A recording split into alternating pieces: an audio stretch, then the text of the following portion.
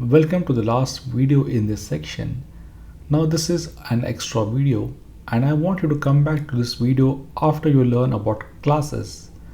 I am putting this video right over here just for the sake of completeness. In this video we are going to learn about enums. So behind the scenes I have created a file called as choices and let us see what's going to happen. Now enums are the perfect data structures whenever you want to create multiple choices or varieties. So let's see how to do that. The first thing is we need to import enum. So we can say from my package of enum, I want to import enum, and let us import auto also. So I'll explain what is it all about. Suppose you wanted to create choices for different pizza sizes. So let us see how to do that. So I can say my class of my pizza size. Now this inherits from my class of enum. Let me put up some documentation, and here we can say that my first choice would be for a small size and we can assign it a value of 8. The next choice could be medium, it could be at 10 inches, then we have one more for large, it could be 12.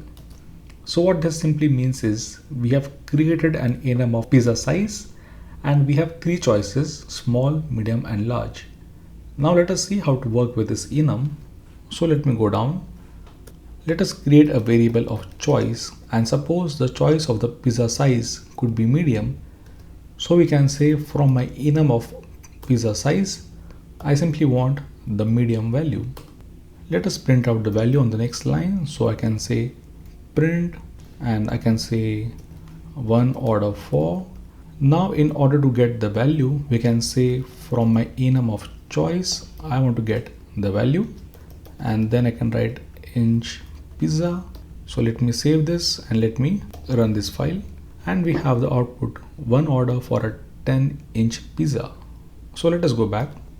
Let us create one more enum for colors of a t-shirt. So I can make a class, and the class is for color. This also inherits from my enum.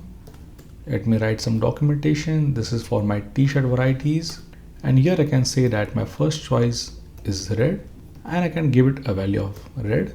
The next could be blue and green. Let us also try to print out the values. So let me go right over here and let me copy this line. Let me go down, let me paste it right over here, and here we can say 1 order for my colors. Suppose we want to have green dot, we can get the value right over here, and this becomes my t-shirt. That's it. Just save and run your file, and here we have the output 1 order for a green t-shirt. Let us go back. Let us create one more enum. There may be times where you don't require a value. Let me show you one example. Let me create a class called as role. We can inherit from enum. Now suppose you want to create different roles for your staff. It could be an associate, it could be a supervisor and so on, and you don't want to assign values to them. But what we can do is we can automatically give them values. Let us see how to do that. Suppose the first role is for an associate. We can assign it a value by using our imported function called as auto. Now remember, on line number 8 we are importing auto, and that's what we are going to use right over here. So what this auto is going to do is the first time it is going to assign the value as 1.